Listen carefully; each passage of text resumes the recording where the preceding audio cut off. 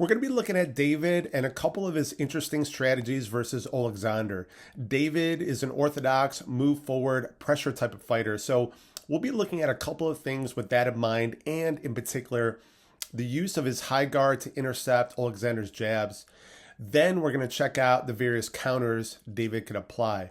You'll notice I broke these out into individual clips so we could rewind and go a little bit deeper. So let's get into the weeds. See how David moves to his lead foot, throwing up his high guard as Alexander commits that jab.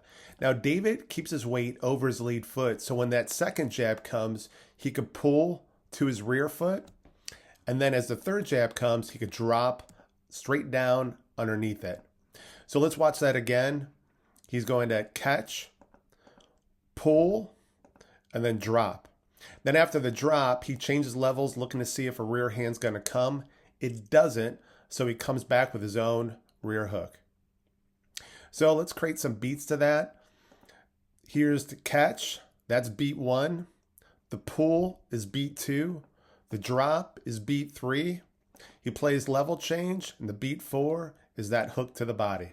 And now in an almost identical clip, minus a jab, we'll see similar action. So note the coming forward. He catches on that first jab. He'll pull on that second jab. And then again, he'll level change and then come back with a rear hook to the body. And finally, he catches that jab on the lead foot. He pulls on that second jab, and then he drops under the third jab, coming back with a rear cross and then a hook to the body. Now, the takeaway would be this: if David pulls to his rear foot off his opponent's multiple jabs, it's likely he's setting up a rear hand counter. Now let's compare that to Alexander throwing his rear hand behind his double or triple jab, and how does David handle it? Well, it's the same way, but he adds a timing left hook when pulling to his rear foot. So Alexander throws his triple jab here, and notice David does not leave that front foot until that rear hand comes. David's waiting, looking to time it, and then throw his lead hook counter once that rear hand comes. So there's his counter hook, and then he's looking for an uppercut and another hook. So again, here's the triple jab. Pulls to his rear foot, throws his hook, uppercut, hook. I know that last one was a little sloppy, but here's another example of that. Alexander jabs, throws his uppercut.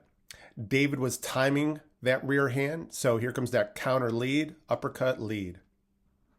And this setup is a bit different, but it drives the point home. So David will throw his rear straight overhand thing. Now, Alexander feints his rear hand, but that was enough for David to spring his trap with his lead hook, uppercut, hook.